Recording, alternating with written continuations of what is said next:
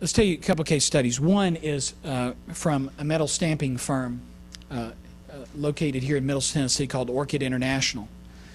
I really like this story because growing up the son of a production manager for a manufacturing company and having walked around lots of manufacturing plants, I have a soft spot for American-made. And Orchid makes a lot of their metal stamping here in the U.S. In fact, they've even acquired companies who have manufacturing facilities here in the U.S. because they believe in it so strongly.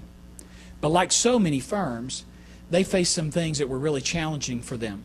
Orchid faced the fact that in acquiring these facilities, especially facilities that were many, many decades old, folks perceived that the name on their jersey was the old name, right? The old owner's name, the good old days, the golden era, right? And now there's new owners. So that was a challenge for them. The other challenge for them is they were facing increasing competition from Asia, what a number of manufacturers face, especially American manufacturers. And they had to deal with the fact that there was this perception that Asian would just be just as good, but would be lower priced. So how do you deal with that?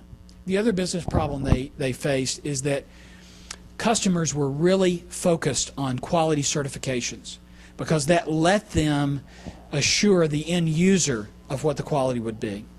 They make parts that go in machines, in turbines. They also make parts that go in automobiles as a part of seats and sliders that adjust your seat. And so those manufacturers talk a lot. Some of them have in their brand promise about quality. So Orchid faced these challenges. So when they came to us, there were several objectives in mind. First of all, they have several plants across the country, and they wanted to create a template or style guide for what those plants would look like, even though the topology and the architecture and the size and scale was very, very different between facility. The other thing they wanted to do is they wanted to establish this really distinctive point of differentiation. What made them unique as an American metal stamping company? It's pretty straightforward, isn't it? That business proposition. They wanted to improve the experience of visiting for prospective clients. They really wanted to convey quality and attention to detail. Now, I need to warn you, these case studies and whatever we may say about the before and afters, just like on all of those TV shows we've done, we need to kind of keep our snickering in this room, okay? Because when we go out of here, this client is now after, okay? But this is where we met them before, and hopefully you'll see some of the things. Now, what I'm going to do is show you a brief film of this, and we'll comment as we go along of some of the challenges that we face, and I would ask you or invite you to ask questions as we see this. But let's see what happened with Orchid. You walked into the lobby and it looked like you were going to greeting your cousin at prison. We took and blew up glamour shots of all of their metal stamping work as you see there. Those are images that they can change out and update themselves. That door that you saw was always shut. So we opened it up here and branded appropriately. That door was always shut, and if you wanted to contact someone, you dialed C7426 for assistance. So what we did was get rid of that dark wood. We actually kept the chairs, worked that in the color palette. That lamp that you saw was actually made out of their metal stamping. It's a torch-leer lamp or a floor lamp. We actually took their metal stamping resulting from their factory. It was so interesting to us in this long strip that eventually became parts for machines that we made floor lamps out of it. Because you remember the business objective was to show attention to detail. If their work was pretty enough to be the metal texture of a floor lamp, they really cared about detail.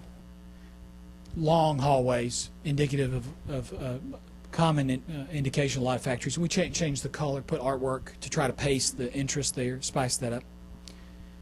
Just the color change on this shot makes a huge difference, as well as opening up that entryway, putting that logo there. We're going to talk about color palettes at the end of the presentation. Here was the men's room. This is this combination of kind of retro teal, turquoise. And for both the men's and women's room, we tried to clean that up. I love this quilt on the wall. I'm going to miss that. And what we did was take and create a map of their locations, and we actually graphically printed photographs of their plants on sheets of metal. They're in the metal stamping business, right? So this is one case study. They're merchandising cubes here that hold their merchandise. One of their executives said that their customers are often like overgrown kids. They like to really touch and interact with these parts. So we had to merchandise them in such a way that folks could interact with them. This was a rather extensive budget because so many rooms were involved. But one of the discussions that was had was folks are coming into this room, they're being greeted, and then they're going down to this conference room, which is critically important. And that's what we call a walk path, and we think about walk paths. Any questions about that?